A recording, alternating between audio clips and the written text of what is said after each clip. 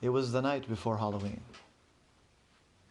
It wasn't quite a full moon, but it was really close to being a full moon. And Ollie had a knocking at his door. Not his office door. He was at home. At his apartment. He thought, well, I'm not expecting anybody, but I don't know, maybe it's a courier or something. So he went to the door, he looked in the peephole, and there saw a lady. Kind of regular looking lady. So he decided to open the door. He said, "Hi, can I help you?" She said, "Yes. You're Ollie the Octopus, right?" I said, "Yeah. Yeah." You're a detective, right?" I said, "Yes, but I mean, I'm not really like on the clock right now." I said, "Oh, well, I think I kind of need your help." I said, "Yeah, could you like maybe come back tomorrow during normal working hours? Because I'm just like relaxing and reading a book and having a glass of wine." "Oh, perfect, I'll join you. I love wine." And she just came right in, which is not what I was expecting. So she came right in and picked up a glass and poured herself a glass of wine and said, Hey, hold on. You can't just come into my apartment and start drinking my wine. Okay, I can probably help you with whatever it is that's troubling you, but we got to have some boundaries here. So I need you to put the wine glass down and go back out in the hallway, and you can tell me what's going on, and I'll address it in the morning. I said, I'm sorry. I shouldn't have come in. I know, but it can't wait till morning. I don't think it can anyway. There's a monster." I said, "Okay." And I thought, but she did just pour herself a glass of wine, so it's not like she's in that much of a hurry. But he didn't say that. Kept that to himself. But Ollie steeled himself to the situation and said, "That's okay. That's somebody with a monster thing. A weird person with a monster problem, I guess. I'll take some extra time off tomorrow." "All right. So tell me about this monster," he said. "Well, it's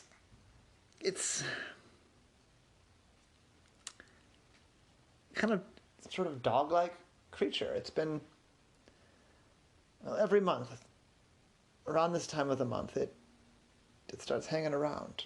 You start seeing it. And well, I saw it last night, and I saw it a little bit again today, and I'm worried about tomorrow night. I mean, as soon as I saw it today, I came here because I know you've done a lot of stuff with monsters." I said, "Yeah, I have. Sometimes they've been real, sometimes they've been illusions, but yes, I have." He said, "Well, I guess one's real because I got a pretty good look at it under the street light, and it was like a wolf person hybrid of some kind." I said, "Huh? Just walking around the neighborhood?" "Well, yeah. I mean, it's a secluded little neighborhood. We're right there between University and Cold Spring. That little sort of secluded pocket." I said, "Oh, yeah, behind the apartment buildings." "Yes, exactly. Fancy houses," I said. "Yeah, some of them. Mine's one of the smaller ones, but yeah, there's some nice houses for sure. And I'm worried. I mean, it looks like a werewolf, to be perfectly honest with you. That's what it looks like. I don't mean to bring up supernatural stuff, but that's what it seems to be. And if it's a werewolf, that means tomorrow night's going to be a really dangerous night. Tomorrow night is when if it bites somebody, that person will turn into a werewolf. And I'm afraid there's people, and they walk their dogs and stuff at night, and it could be dangerous." I said, all right. "Did you drive here?" She said, "I did drive here." "Let's head back to your neighborhood. You can go in your house, lock your door. I'll get up on the roofs and see what I can see." So that's what they did. They climbed up on her roof. He sort of knew the neighborhood. There were a lot of trees, and the houses are kind of close together. So he was mostly able to stay on top of the roofs and sort of hop from tree to roof to tree, kind of like a ninja. Like a what?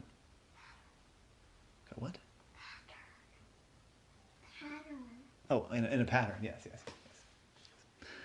Um, he'd been at it for, I don't know, 45 minutes.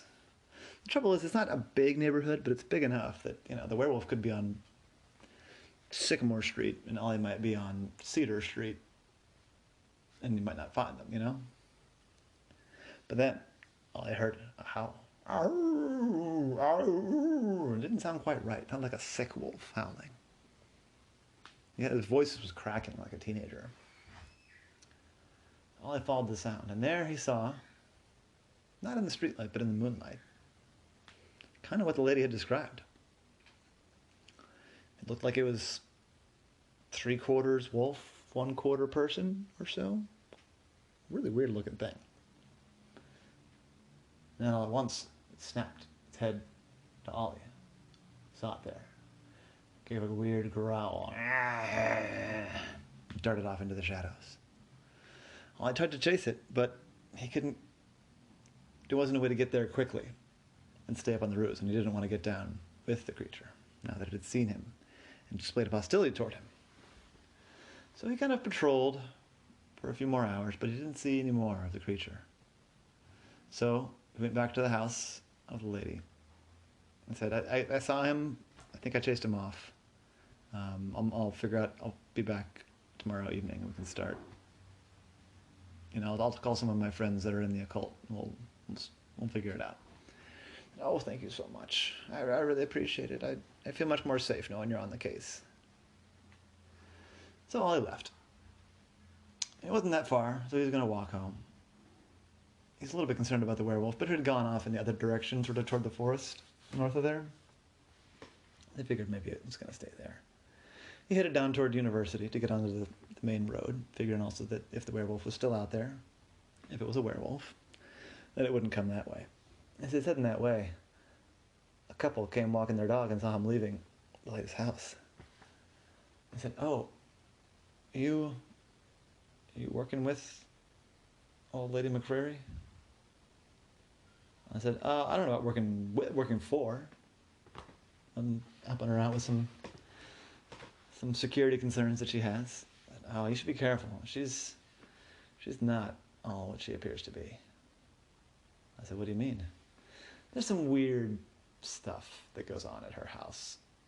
Odd smells and lights. And I swear one year her Halloween decorations, they weren't just good. They were too good. It looked like they were alive. I think that they were alive. I think she's something weird. I think she's something supernatural herself." I said, "Oh, okay. Thank you." Ollie waited until they had left and turned around the block, and he thought, well, if that's true, there might be more to this case than I thought. So he snuck back to the lady's house. Sort of creeped in, peeked in some of the windows, and he did see inside. He hadn't been invited inside. There was some weird stuff in there. There were animal skeletons, and like a nest-looking thing made out of feathers and bones, and pentagrams. Several pentagrams around the room. I thought, oh man, supernatural or not, she is into some unusual stuff. But then again, she never said that she wasn't, People can be Wiccans or whatever, and that's not all bad. So Ollie made his way. He decided to take a taxi. So he called a taxi to University and took it home and went to bed. The next morning, like 10 o'clock, there's another knock at his door. I said, "Oh, is she back already? Man, she's impatient."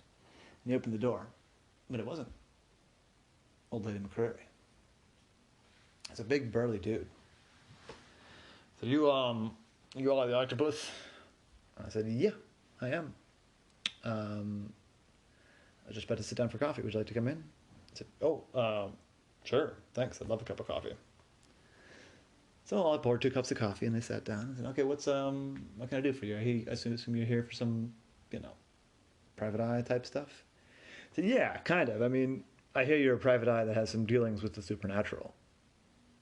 I was wondering where this was going. I said, yeah, I am. I'm actually working on a case like that right now." Oh, great, great. Well, here's my thing. I just moved into this new neighborhood, and there's this lady there, and I think she's a witch. I said, really? I said, yeah, I mean, I don't know. I mean, I don't, like, believe in witches exactly, but she just stares at me in this weird way and, like, mouths things at me while messing with this. It's like a muff. Do you know what that is? I said, yeah, kind of like a tube of cloth that keeps your hands warm. Exactly, yeah. She's doing something inside one of those, staring at me and muttering. It's making me very uncomfortable. I think she's doing some weird occult stuff at me. I said, oh, okay. What's her name? She said, oh, I don't know her name. We haven't been like formally introduced, but I can give you her address. I said, all right, why don't you give me that address, and I'll take a look and see what I can figure out. Do you know what time of day she's there? She never seems to leave. She gets her groceries delivered. She has some friends over sometimes, but not very often. And I don't know. It's spooky. It's freaking me out. I said, well, did you drive here? I said, yeah, I did. So why don't you give me a ride over there after we finish our coffee? And we'll take a look. I said, okay. So as they finished their coffee, they chatted. The guy said that he was from way up north in Canada. Didn't have much of an accent, but that's where he said he was from. And he'd been in town for like 2 months or so. And, yeah. So they drove over there. And by the time they drove over there, it was like noon or so. I said, okay, yeah, I've seen that house. It's got some like occult stuff inside, right? Does it? I don't know. I just see her coming out of there. I haven't, gone up. But I'm worried she's doing weird things. And, like, there's not enough birds in the neighborhood. I said, what do you mean? I mean, a city like this should have birds. And other parts of the city have birds. But this neighborhood doesn't have any birds. None. It's weird. I don't know if it's related, but I think it probably is. I said, okay, tell you what. Park a few blocks away. We could park at your house if it's only a few blocks away, and I'll sneak over here and I'll take a look. So the guy parked, and Ollie started walking over. And it was the same old lady that had hired him. I thought, all right, so I've got a witch asking me to chase after a werewolf. And I've got some dude asking me to chase after a witch. I don't really want to be involved in any of this. But what do I do? What do I do? How can I get anything solved to anybody's satisfaction here without getting myself mixed up in all sorts of weird stuff? So he thought. As he thought, he wandered his way back to the guy's house where he'd parked. And he noticed all then that there was some fur stuck to him from the car. He looked in the car and the seats were all torn up. He hadn't really noticed it before, but they're torn up and they were all furry. The guy was outside working on his garden. I said, hey, I'm back. There was some weird stuff in the house. Do you have a dog? Is it a dog? No dogs. No, definitely no. No, I'm not a dog person. I'm not a dog person. I said, okay. Just trying to figure a few things out here. What made you decide to come to Baltimore? I said, oh, well, really it was this house. This house has everything that I need. It's got a big basement, it looks like. I said, yeah. What makes you say that? Well, from the way that the dirt is mounted up around the side, it looks like the basement is like an extra large basement. They must have had to move a lot of earth when they built it to get it to have the size basement they wanted. So yeah, you can tell from the way that the landscape architecture is. Oh, yeah. Anyway, you know what? It's probably fine. maybe I'll just knock on her door and talk to her. I'm sorry, I'll pay for your time today, but I think we're okay. She's probably just a crazy old lady. It's okay. I said, okay, are you sure? Because I could do some, no, it's fine. Do you want me to, I can pay for a taxi to get you back to your house if you want. And I thought, he's trying to get rid of me. I said, no, it's okay. I'm going to the grocery store next, so I'll just walk up that way. It's just down this way. So I headed in the way of toward the grocery store. And he did go to the grocery store. And he got some lunch. There's a bookstore nearby. He booked her on there. He was just killing time.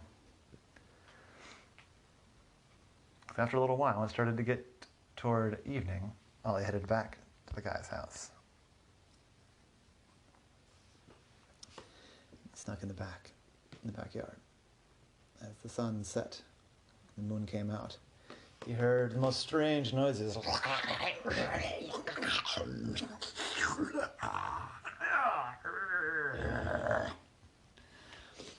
He looked in the basement window, and there he saw the guy transforming into a werewolf. Saw his own two eyes.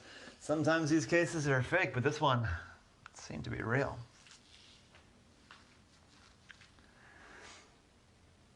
Ollie didn't know what to do. He didn't know if anything needed to be done. Maybe he was locked in the basement. But just then, the wolf looked, snapped his head toward Ollie again, and gave out a loud howl. Ollie darted and climbed up the nearest telephone pole. They're gonna get up and away. Sure enough, a few seconds later, the basement door came bursting open into the side yard. And the mostly turned werewolf person said, "Yeah, well, I wish I told you to go away. It's none of..."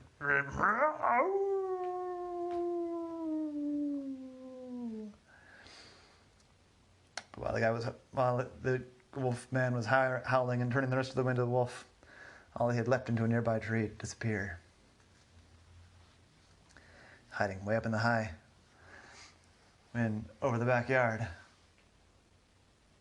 on a big ladder, came old Lady McCreary. And she was there in full regalia, a long black dress, a big tall black hat, and a wizened old tree limb in her hand. She said, "Hey there, neighbor." And the wolf looked at her, and she looked at the wolf. "I knew what you were all along. I wasn't sure it was you, but I thought it was you. You can't come into my neighborhood with your werewolf tricks." The werewolf, just barely hanging on to his humanity, said, "I'll do what I want, witch." And then it turned the rest of the way into the wolf. And the witch said, "No, you won't.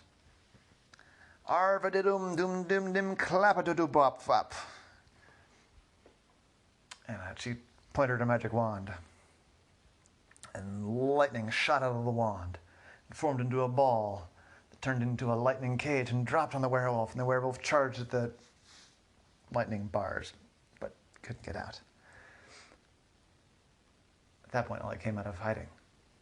He said, "Hey, it's me." And, "Ollie, there you are.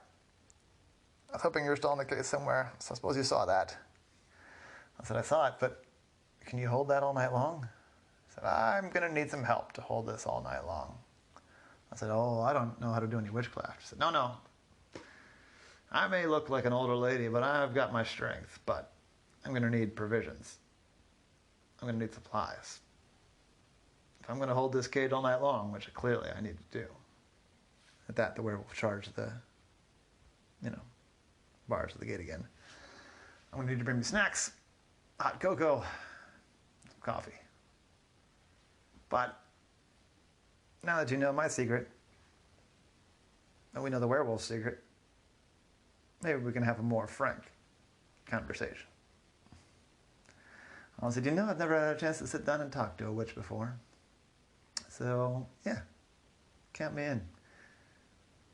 Mind if I give myself a hot chocolate too?"